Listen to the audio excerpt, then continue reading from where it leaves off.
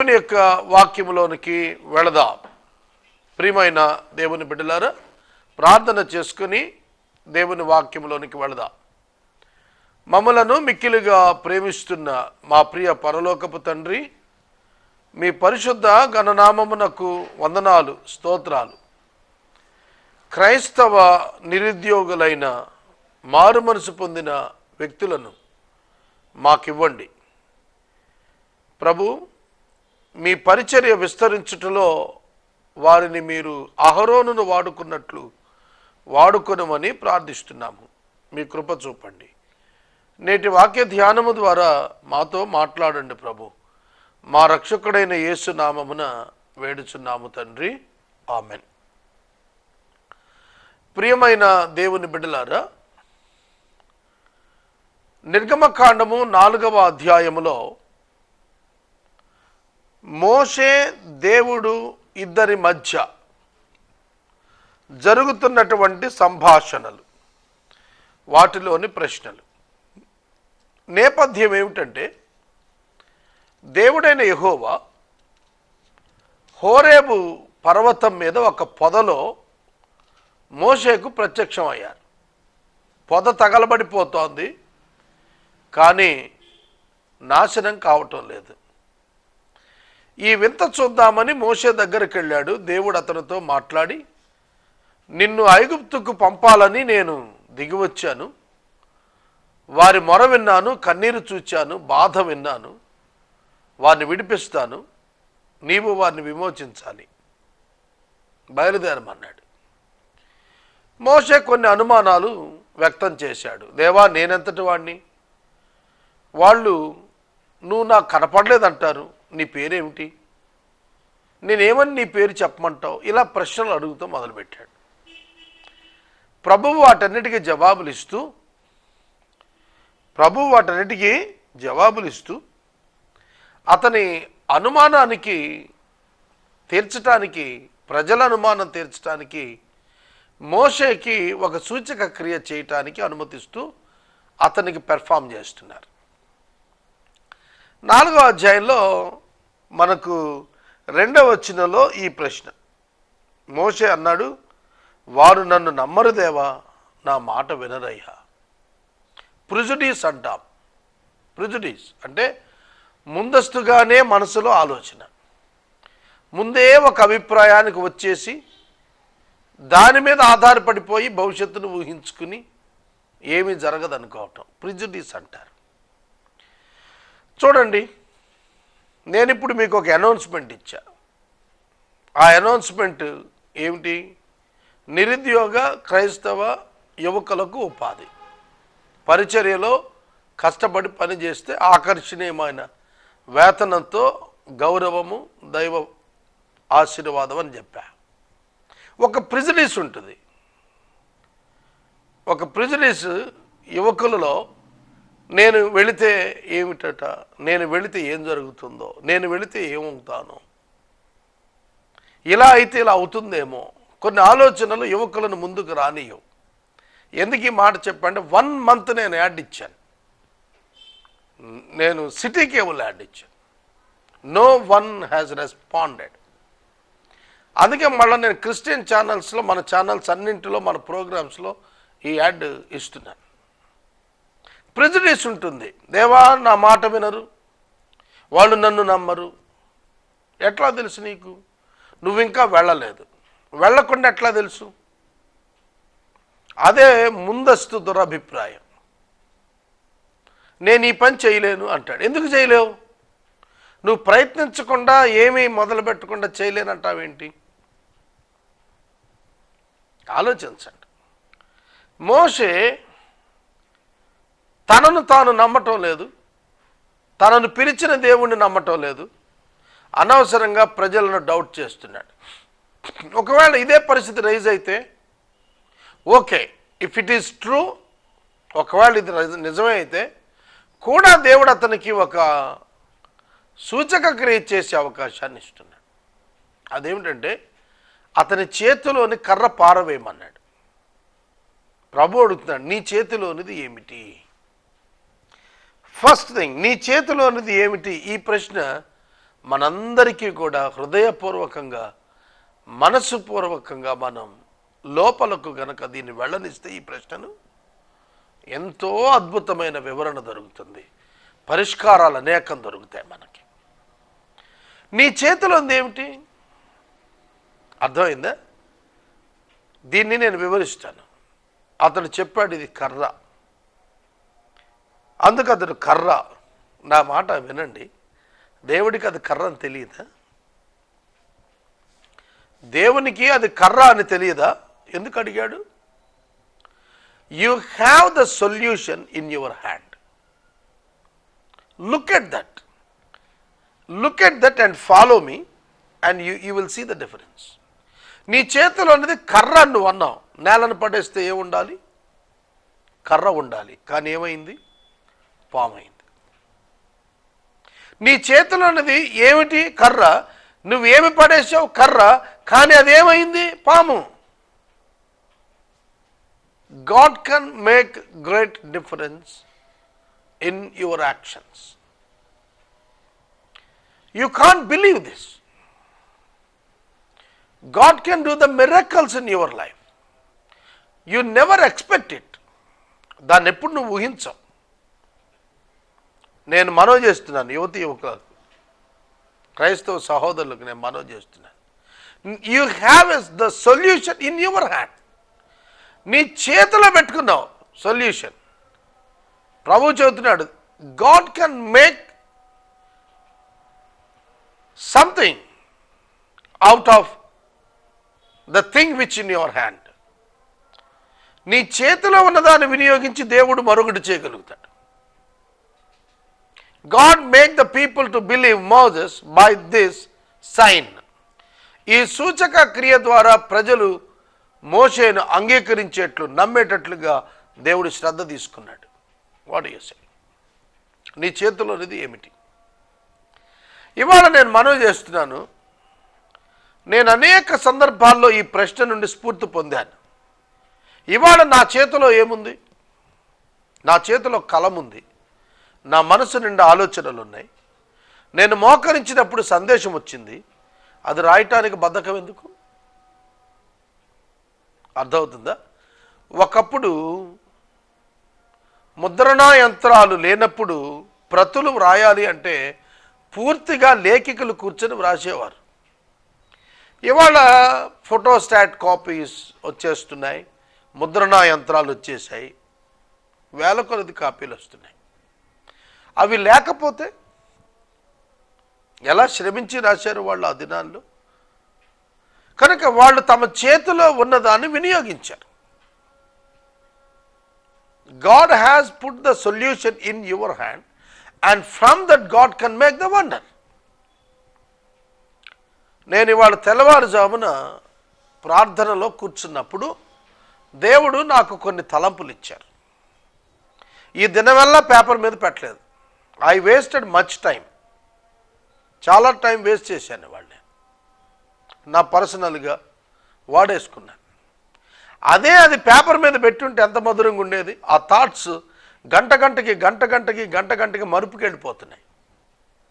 నేను ఎందుకు చెబుతానంటే, God kept something in you and with you. You must identify that what it was. దేవుడు నీ చేతిలో, నీలో, నీ మనసులో ఒకటి ఉంచాడు. అదేమిటో నువ్వు తెలుసుకోవాలి. That will become the solution for your problem. God can make it. దేవుడు దాన్ని చేయగలుగుతాడు.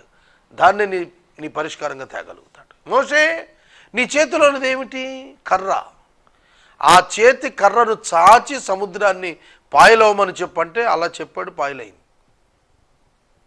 Watts in your hand? నీ చేతిలోనిది ఏమిటి? ప్రియమైన దేవుని బిడ్డ, సమయము నీ చేతిలో ఉంది.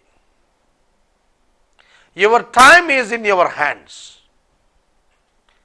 God has given you a great gift, time. సమయము అనేటువంటి మహా గొప్ప బహుమానాన్ని దేవుడు మనకిచ్చాడు.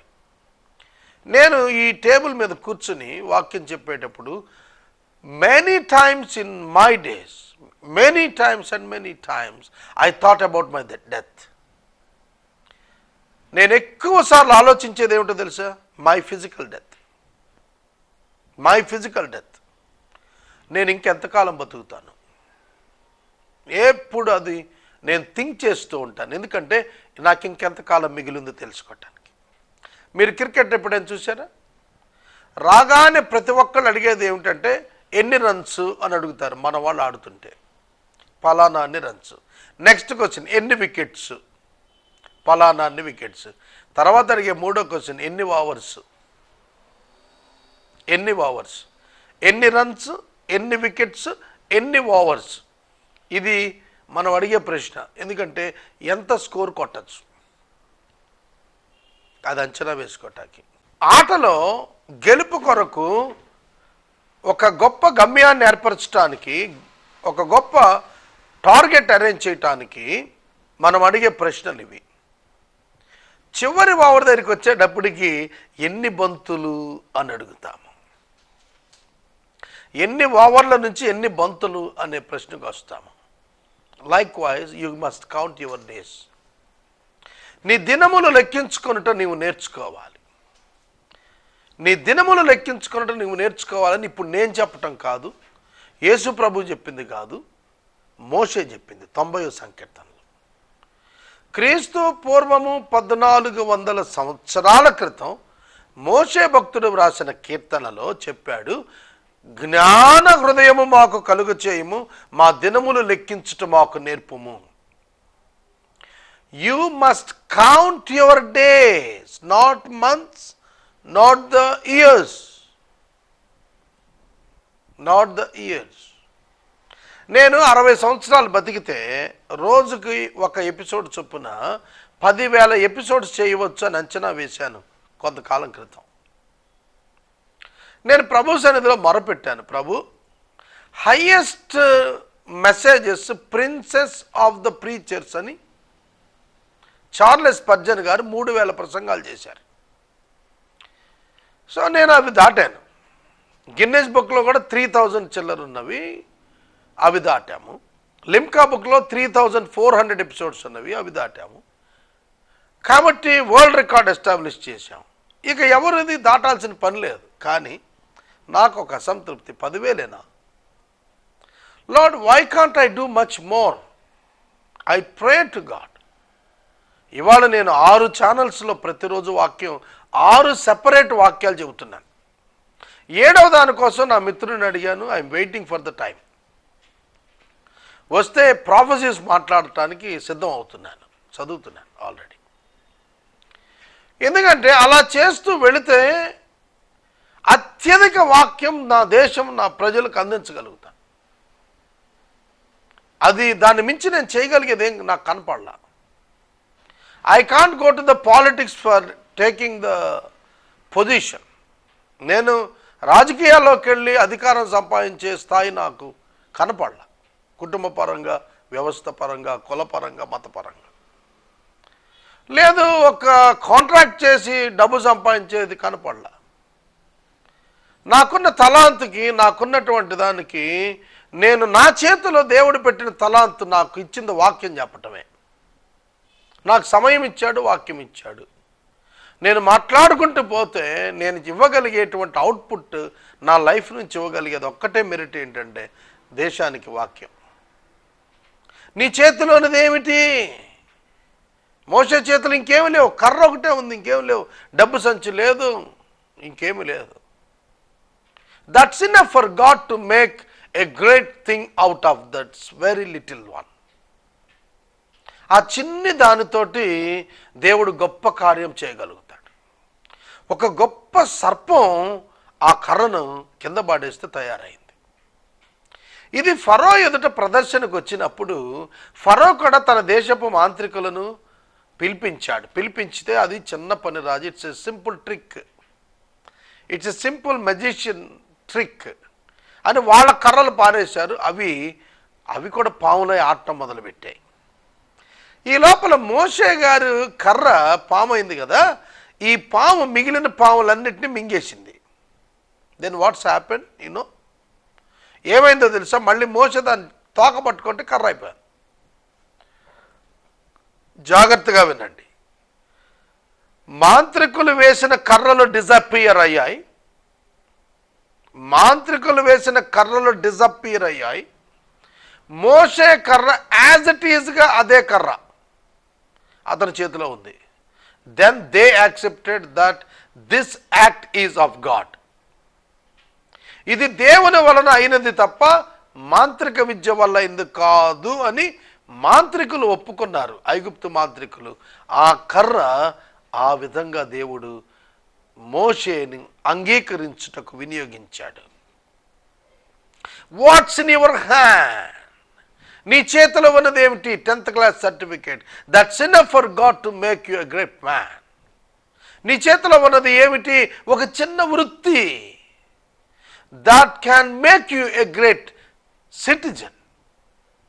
నీ చేతిలో ఉన్నది ఏమిటి? You must find out what's in your hand. నీ చేతిలో ఏముందో నీవు ఇప్పుడు తెలుసుకోవాలా. ఇవాళ నీకు అర్థం కావాలి. నీ చేతిలో ఏమన్నదో నీకు అర్థం కావాలి. ప్రియ సహోదరుడా, తెలుసుకోవాలి నువ్వు. మోషే చేతిలో ఉన్న చేతికర్ర నీ చేతిలో ఉన్నటువంటి ఒక 10th క్లాస్ సర్టిఫికెట్, నా చేతిలో ఉన్నటువంటి ఒక చిన్న తలాంత, వాక్యం చెప్పటం అనేటువంటి తలాంత, నీ చేతిలో ఉన్న వాయిద్యం వాయించడం అనేటువంటి తలాంత. నా మిత్రుడు ఉదయ్ భాస్కర్ ఉన్నాడు, ఒక జర్నలిస్ట్. ఆయనకి 2 పిల్లలు, ఒక ఆడపిల్ల, ఒక మగపిల్లాడు. మగపిల్లాడు విశేష్ ఉదయ్. ఆ చిన్న అబ్బాయి చాలా సన్నగా ఉంటాడు, చాలా సన్నగా బలహీనుడు వాడు. చిన్నప్పటి నుంచి నాకు తెలుసు. సడన్గా నాకు ఫోన్ వచ్చింది, అన్న ఈయన క్రికెట్కి సెలెక్ట్ అయ్యాడు, డిస్ట్రిక్ట్ క్రికెట్కి. కాలేజ్, ఇంటర్ కాలేజ్ సెలెక్ట్ అయ్యాడు. Now he is going to play for state very soon. చిన్న పిల్లవాడు. ఇంటికి వెళ్ళినప్పుడు ఆ బ్యాట్ తీసుకుని ఆడుతూ ఉండేవాడు.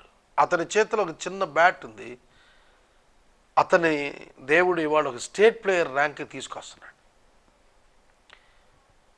నేను మనవి చేస్తున్నాను, నాకు తెలిసి చాలామంది వారి చేతిలో ఉన్నటువంటి ఇన్స్ట్రుమెంట్స్ వాడి మ్యూజిషియన్స్ అయిన వాళ్ళు ఉన్నారు. గాత్రాన్ని వాడి సింగర్స్ అయిన వాళ్ళు ఉన్నారు. అర్థమవుతోందా? సరదాగా డ్రైవింగ్ నేర్చుకుని ప్రొఫెషనల్ డ్రైవర్స్ అయిన వాళ్ళు ఉన్నారు. Watts in your hand? That's enough. That's enough for God to make a wonder in your life, to make others to believe you, And God can make you a great personality. It's the proof of God in your life. నీ జీవితంలో అదొక రుజువు అవుతుంది. ఒక ఆయన సరదాగా కథలు రాస్తుండేవాడు. గొప్ప రైటర్ అయిపోయాడు. ఆయన సినీ రైటర్ అయిపోయాడు. వాళ్ళు ఊహించలేదు అప్పుడు. నేను మనవి చేస్తున్నాను, ప్రపంచంలో గొప్ప గొప్ప వాళ్ళైన వాళ్ళందరూ కూడా తమ చేతిలో దేవుడు ఉంచినటువంటి చిన్న చిన్న తలాంతులు, చిన్న చిన్న విశేషాలతోనే వాళ్ళు అభివృద్ధి చెందారు. కనుక if you want to be proved before people and to be believed by them, you should come to God and obey. విధేయత చూపించు. నీ చేతికర్ర కింద పాడేయంటే పాడేశాడు. అది పామై కూర్చో. దాన్ని తోక పట్టుకున్నాడు. ఇప్పుడు నేను చదువుతున్నటువంటి బైబిల్ సొసైటీ వాళ్ళు ఈ కరెక్షన్ చేశారు. అదేమిటంటే, నేలను పడవేస్తే పాము అయింది, మోషే దాని ఎదుటి నుండి పారిపోయాడు. అది ఇదివరకు ఇంగ్లీష్ బైబిల్లో మాత్రమే చూసాము. ఇప్పుడు తెలుగు తర్జుమాలో ఆ తర్జుమా కవర్ చేశారు. Moses flea before from it అని ఉంటుంది. తెలుగులో ఇప్పుడు బైబిల్ సొసైటీ వారు ఈ మాట రాయించారు. అది మిస్ అయింది గతంలో. పాత బైబిల్స్లో ఈ మాట ఉండదు. మోషే దాని ఎదుటి నుండి పారిపోయాను అనే పదం ఉండదు. కానీ ఇంగ్లీష్లో ఉంది, తర్వాత తెలుగులో కూడా రాశారు. నీ చేతిలోనిది ఏమిటి అనే దాని మీద నేను ప్రసంగాన్ని కొనసాగించాను ఇప్పటి వరకు. తర్వాత మరొక ప్రశ్న 11వ వచనంలో, ఇది అయిపోయింది కదా, తరువాత ప్రభు 2వ సూచక్రియ చెప్పాడు. దానిలో ప్రశ్న లేదు. 2వ సూచక్రియ ఏమిటంటే, చేతిన రొమ్ము నుంచుకోమన్నాడు. అది కుష్టమైందో, తర్వాత తీస్తే మామూలు అయిపోయింది, దానిలో ప్రశ్న లేదు. మనం బైబిల్ ప్రశ్నలే కదా ధ్యానిస్తోంది. 11వ వచనంలో ప్రశ్న ఉంది. మరియు మోషే అంటున్నాడు, ప్రభువా, ఇంతకు మునుపైనను నీవు నీ దాసుడితో మాట్లాడినప్పటి నుండి అయినను నేను మాట నేర్పరిని కాను, నేను నోటి మాంద్యము నాలుక మాంద్యము గలవాడిని అని యెహోవాతో చెప్పగా. ఒక్క మాట చెప్తాను వినండి. ఎంత గొప్ప ప్రావీణ్యతలు కలిగిన వాడికైనా ఏదో లోపం ఉంటుంది. ఆ హెబ్రీ పత్రిక 11వ అధ్యాయంలో మోషేను గురించి రాస్తున్నాడు, ఐగుప్తు సకల విద్యలలో ప్రావీణ్యుడు, topper in all the subjects of his education. అతను చదువుకున్న సబ్జెక్టులన్నింటిలో సకల విద్యల్లో ప్రావీణ్యుడు, టాపర్. కానీ నోటి మాంద్యం ఉంది, నాలుక మాంద్యం ఉంది. కనుక మీకేమర్థమవుతోంది? నాలుక మాంద్యము నోటి మాంద్యము విద్యలో ప్రావీణ్యుడు అవటానికి ఏమీ అడ్డుపడవు. నీ బలహీనత నీ అభివృద్ధికి కానీ నీ ఎక్విపింగ్ థింగ్స్కి కానీ అడ్డు కాదు. నువ్వు అభివృద్ధి పొందటానికి కానీ, నువ్వు బలపడటానికి కానీ, నువ్వు స్థిరపడటానికి కానీ, నువ్వు ప్రవీణ్యుడు అవటానికి కానీ నీకున్న ఏ బలహీనత అడ్డు కాదు. Please note this my dear people. మనం చాలాసార్లు అనుకుంటాం, నిందలు చెప్తూ ఉంటాం, నాకు చాలా కోపం వస్తుంది. ఒక ఆయన ఈ మధ్యన నేను అస్తమానం ప్రార్థన చేస్తున్నానని చెప్పాడు. నేను ఆయన ఖండించాను. అదేమిటి సాగర్ గారు, ప్రార్థన చేస్తే ఖండించటం ఏంటి మీరు నన్ను అడగచ్చు, అడగాలి కూడా, అడగండి కూడా. దేవుడు పని చేయమన్నాడు కదా, పని మానేసి ప్రార్థన చేయటం ఎలా? When the work is revealed to do, why should you be on the knees? ఏమిటండి ఇది? పని చేయటం మాని నేను ప్రార్థన చేస్తున్నానంటే, చూడండి, దేవుని యొక్క వాక్యము మనకు చాలా నేర్పిస్తోంది. మనం మన ఇష్ట ప్రకారం బైబిల్ని వాడుకోవాలనుకుంటున్నాం, కానీ బైబిల్ ఉద్దేశ ప్రకారం మనం మారాలని అనుకోవటంలా. That is the major problem of the Christians of India today. ఇవాళ ఇది విశేషం. చూడండి, ప్రభువు దగ్గర అతడు మాట్లాడుతున్నాడు, నాకు నాలుక మాంద్యము ఉన్నది, నోటి మాంద్యము ఉన్నది, దానికంటే దేవా నాకు I'm not interested, I don't want to go అని చెప్పచ్చుగా. అక్కడ మాట చూడండి ఎట్లా చెబుతున్నాడు, నువ్వు నాతో మాట్లాడినప్పటి నుండి కూడా నాకు ఒక లోపం ఉంది. మాట్లాడక ముందు లేదా? ఉంది. కానీ టు కన్విన్స్ హిమ్, మానవ మేధస్సు ఉపయోగిస్తున్నాడు తప్పుకోవటానికి. ఇవాళ చాలామంది అంతే. దేవుని సేవలో సహకరించమని అనగానే ఎక్కడ లేని బాధలు, కష్టాలు అన్నీ గుర్తొచ్చేస్తాయి. అర్థమవుతుందా? ఇవాళ దేవుడు నిన్ను హెచ్చించిన దానికి నువ్వు చేసేది ఎంత? ఒక సోదరుడు నాతో మాట్లాడుతూ, ఏదో నాన్న దేవుడు ఒక 5-6 కోట్లు ఇచ్చాడు అన్నాడు. నేను చిలిపివాడిని. వెంటనే అన్నాను, అన్న 100 రూపాయలు సహాయం చేస్తున్నావు కదా, 1000 రూపాయలు చేసేసాయి వచ్చే నెల నుంచి అని. ఆయన నవ్వుతున్నాడు, నాన్న ఒక 100 పెంచుతాను కానీ. అంటే ఇప్పుడు ఈయన 1000 చేయాలంటే 50 కోట్లు ఇవ్వాలన్నమాట దేవుడు. అవునా? 50 కోట్లు ఇచ్చినాక 100 కూడా మానేస్తాడు. నేను మనవి చేస్తున్నాను, డోంట్ టాక్ లైక్ మోసెస్. మోషేలా మాట్లాడద్దు ఎవరు.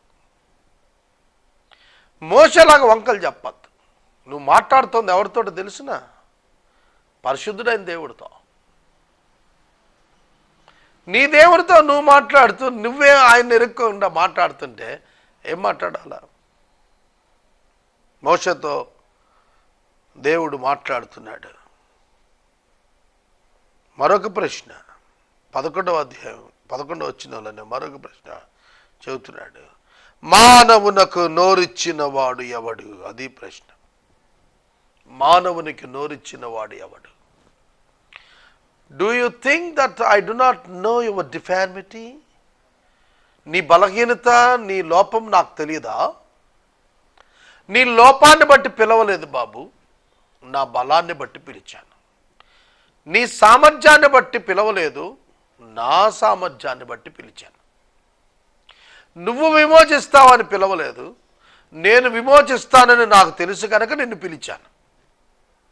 ప్రతి ఒక్కళ్ళు ఇది నేర్చుకోవాలి. నేను యేసే పరిష్కారం చేస్తానని పిలవలేదు, తాను చేస్తాడు కనుక నన్ను పిలిచి పెట్టుకున్నాడు. కృపా కనికరాల ద్వారా నాకు అవకాశం ఇచ్చాడు. కృపా కనికరాల ద్వారా నాకు అవకాశాన్ని ఇచ్చాడు. ఇది మనం గుర్తెరగాలి. సహోదరుడా, సహోదరి, ఈ ప్రశ్నలో మనం గమనించినట్లయితే దేవుడు మోషేని అడుగుతున్నాడు, నోరిచ్చినాడు ఎవరు మానవునికి? నీకు నోరు ఇవ్వలేదని నాకు తెలియదా? గ్రహిస్తున్నారా ఈ ప్రశ్న? నేను రేపు వివరిస్తాను, సమయం అయిపోయింది, నన్ను మన్నించాలి మీరు. రేపు మరలా చెబుతాను ఈ యొక్క ప్రశ్న, రేపు నేను చెబుతాను మరలా.